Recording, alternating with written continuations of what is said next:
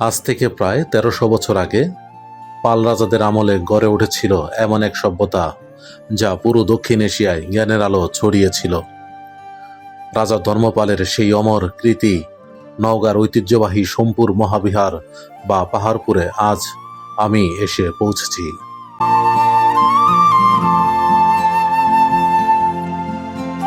প্রাচীন ভিক্ষুদের পায়ের আওয়াজ, প্রতিটি টেরাকোটায় লুকিয়ে আছে হাজার বছর আগের মানুষের শোক দুঃখের গল্প। আজ আমি শুধু এই বিহার ঘুরে দেখব না, হারিয়ে যাব ইতিহাসের এক সোনালী অধ্যায়ে। আজ এই যাত্রায় আমরা জানার চেষ্টা করব এর পেছনের সব ইতিহাস। চলুন শুরু করা যাক আজকের মূল পর্ব।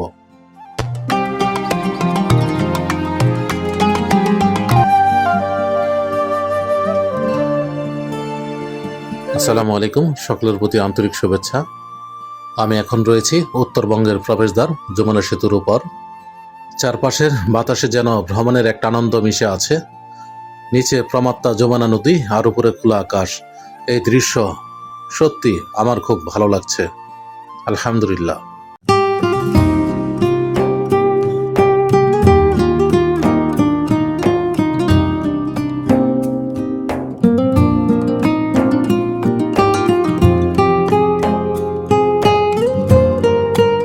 এখন অবস্থান করছি সিরাজগঞ্জে। উত্তরবঙ্গের এই মহাসড়কগুলো সত্যি চমৎকার। এত সুন্দর রাস্তায় পথ চলায় ক্লান্তি যেন নিমেষেই উধাও হয়ে যায়।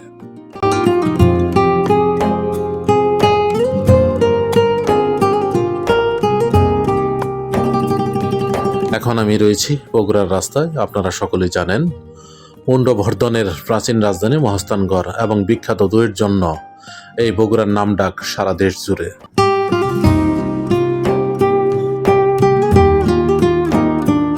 এবার রয়েছি জয়পুরহাটের রাস্তায়। রাস্তার দুপাশে সারি সারি আম গাছ, তাল গাছ, খেজুর গাছ, কলার বাগান, বিস্তীর্ণ মাঠ দেখে সত্যি প্রাণ জুড়িয়ে গেল। দেখুন কি চমৎকার খেজুর গাছ। আমি এখন অবস্থান করছি জয়পুরহাট শহরে। আমাদের গাড়িটি দ্রুত গতিতে এগিয়ে চলছে পাহাড়পুরের উদ্দেশ্যে। সরু রাস্তা ধরে এগিয়ে চলছে এবং দুপাশের প্রাকৃতিক দৃশ্য অবলোকন করছি। আলহামদুলিল্লাহ, অনেক সুন্দর।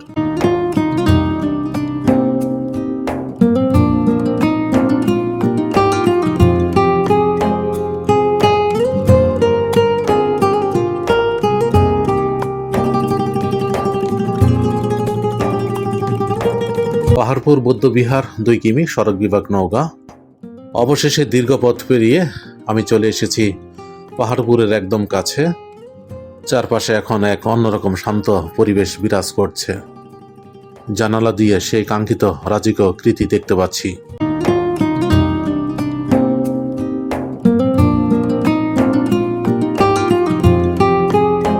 অবশেষে চলে এলাম পাহাড়পুরের প্রত্নতাত্ত্বিক জাদুঘর গেটে। বন্ধুরা, টিকিট কেটে আমি এই পাহাড়পুরের 2 নং গেট দিয়ে প্রবেশ করেছি। এখানে বেশ কয়েকটি সাইনবোর্ড দেখতে পাচ্ছি। এই সাইনবোর্ডগুলোতে এই প্রাচীন সভ্যতার গৌরবময় ইতিহাস লেখা রয়েছে, যা এই জায়গার গুরুত্ব আরো বাড়িয়ে দেয়।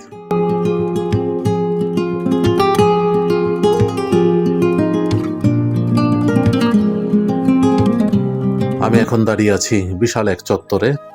এখানকার সবুজ ঘাসগুলোকে এত সুন্দর করে কেটে কেটে চারপাশটা সাজানো হয়েছে, যা সোমপুর বিহারের এই ঐতিহাসিক আকৃতিকে আরো ফুটিয়ে তুলছে সুন্দর করে।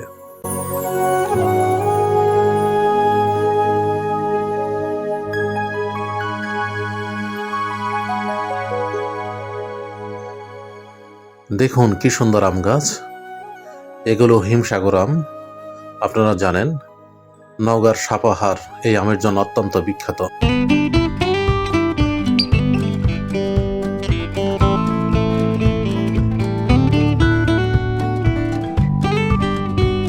মন্দিরের চারপাশের প্রাকৃতিক এই দৃশ্যটা যে এত সুন্দর, এখানে না আসলে আমার বিশ্বাস করা কঠিন হতো।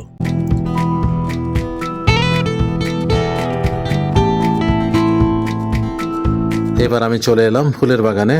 চারদিকের রঙিন ফুল আর সবুজ প্রকৃতি পুরো পরিবেশটাকে শান্তিময় করে তুলেছে। দেখুন কি সুন্দর করে সবুজ ঘাসগুলোকে কেটে কেটে সোমপুর বিহার এই লেখাটি লেখা হয়েছে। সত্যি খুবই চমৎকার। দেখুন বন্ধুরা, এখানকার সবুজ ঘাসগুলোকে কি নিখুঁত আর সুন্দর করে কেটে কেটে বিভিন্ন ধরনের পশু পাখি ও প্রাণীর প্রতিকৃতি তৈরি করা হয়েছে। মালিদের এই অসাধারণ হাতের ছোঁয়ায় জীবন্ত হয়ে উঠেছে এক একটি সবুজ ভাস্কর্য।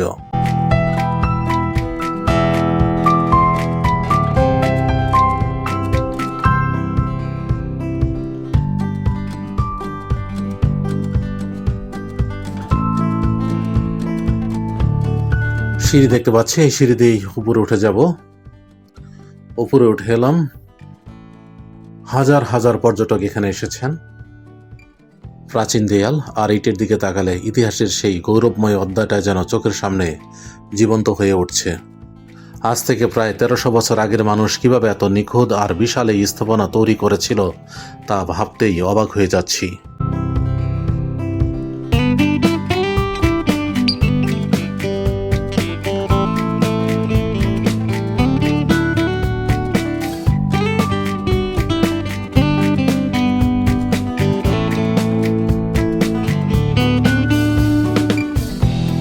প্রিয় দর্শকবৃন্দ, ঐতিহ্যবাহী নওগাঁ জেলার বৌদ্ধবিহার মন্দিরে চলে এসেছি। দেখুন কত সুন্দর পরিবেশ, খুবই মনোমুগ্ধকর দৃশ্য। এখানে অনেক ভালো লাগছে। হাজার হাজার পর্যটক ঘুরতে এসেছেন। চলুন সামনে এগিয়ে যাই। এই যে দেখতে পাচ্ছেন, এটাই হচ্ছে পাহাড়পুরের বৌদ্ধ মন্দির। অনেক উঁচু। আমি কাছাকাছি যাচ্ছি, চলুন যাওয়া যাক। দেখুন এখানে লেখা বিহারের ভিক্ষু কক্ষ।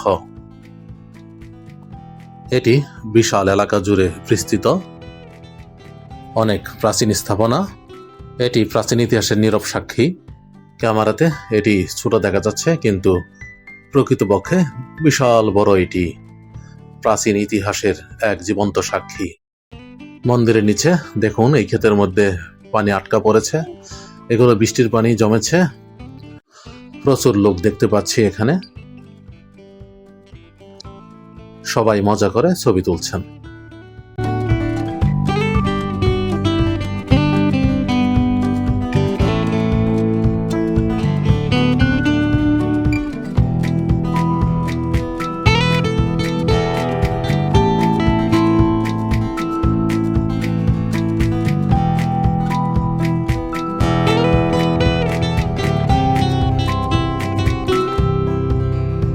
আজ আমি দাঁড়িয়ে আছি হাজার বছরের প্রাচীন ইতিহাসের এক সাক্ষী নওগাঁর বিখ্যাত পাহাড়পুর বৌদ্ধবিহারে, যা ইতিহাসে সোমপুর মহাবিহার নামে পরিচিত। আপনারা জানেন কি এই বিশাল কৃতিকার? আজ থেকে প্রায় 1300 বছর আগে, অর্থাৎ 8ম শতকের শেষের দিকে পাল বংশের দ্বিতীয় রাজা শ্রী ধর্মপাল দেব এই মহাবিহারটি তৈরি করেছিলেন। এটি শুধু একটা ধর্মীয় স্থান ছিল না, এটি ছিল তৎকালীন ভারতীয় উপমহাদেশের সবচেয়ে বড় বিশ্ববিদ্যালয়। তিব্বত, চীন আর মালয়েশিয়া থেকেও শিক্ষার্থীরা এখানে পড়তে আসতো। প্রায় 400 বছর ধরে এটি আলোড়ন সৃষ্টি করা এক বৌদ্ধ বিশ্ববিদ্যালয় ছিল। কিন্তু দ্বাদশ শতকে যুদ্ধ বিগ্রহ, অগ্নিকাণ্ড এবং পাল বংশের পতনের পর ধীরে ধীরে এই বিহারটি পরিত্যক্ত হয়ে পড়ে। শতাব্দীর পর শতাব্দী ধরে মানুষ না থাকায় ঝড় বৃষ্টি, ধূলিঝড় আর প্রকৃতির নিয়মে এই বিশাল স্থাপনার উপর মাটির আস্তরণ জমতে থাকে। একসময় পুরো বিহারটি মাটির নিচে ঢাকা পড়ে গিয়ে একটা বিশাল পাহাড়ের রূপ নেয়। স্থানীয় মানুষজন একে কেবল একটা মাটির পাহাড় ভাবত, যার নাম হয়ে যায় পাহাড়পুর।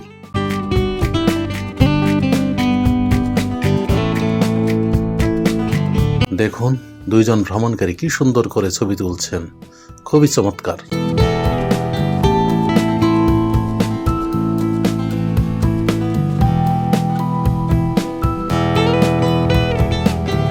আমি এখন বৌদ্ধ মন্দিরের দেয়ালগুলো হাত দিয়ে ছুঁয়েছি। প্রাচীনকালের ইট, খুবই সুন্দর, মনে হচ্ছে সংস্কার করা হয়েছে।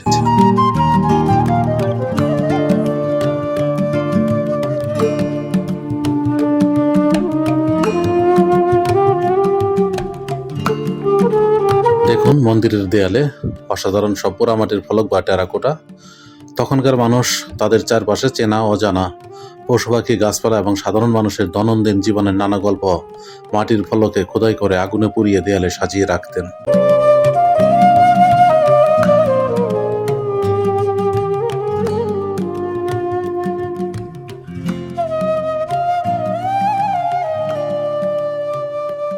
আমি এই বৌদ্ধবিহারের চারপাশ ঘুরে ঘুরে দেখছি।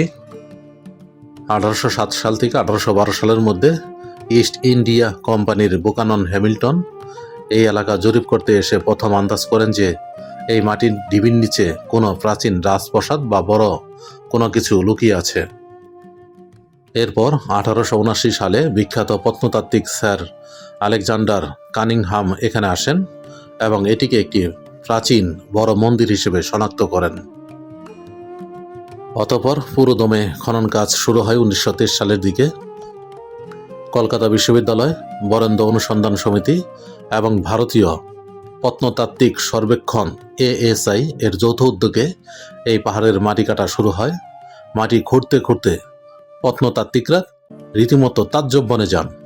পাহাড়ের ভেতরের মাটি সরাইতে বেরিয়ে আসে হাজার হাজার বছরের পুরনো শত শত কক্ষ, বিশাল মন্দির, পোড়ামাটির ফলক আর প্রাচীন মুদ্রা। অবশেষে 1985 সালে ইউনেস্কো এটিকে বিশ্ব ঐতিহ্যবাহী স্থান হিসেবে স্বীকৃতি দেয়।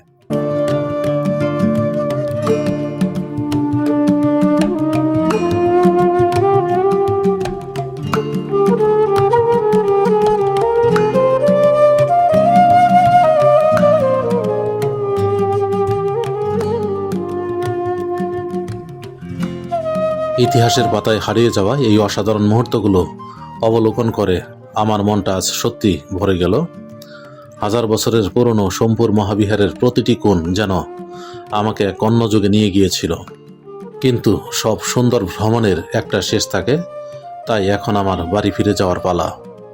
পাহাড়পুরের এই রোমাঞ্চকর জার্নিটা আপনাদের কেমন লাগলো তা অবশ্যই কমেন্টে জানাবেন। ভিডিওটি ভালো লাগলে লাইক ও শেয়ার করুন এবং সাবস্ক্রাইব করে পাশে থাকুন। সকলে সুস্থ থাকুন। আজ আর নয়। আসসালামু আলাইকুম ওয়া রাহমাতুল্লাহ।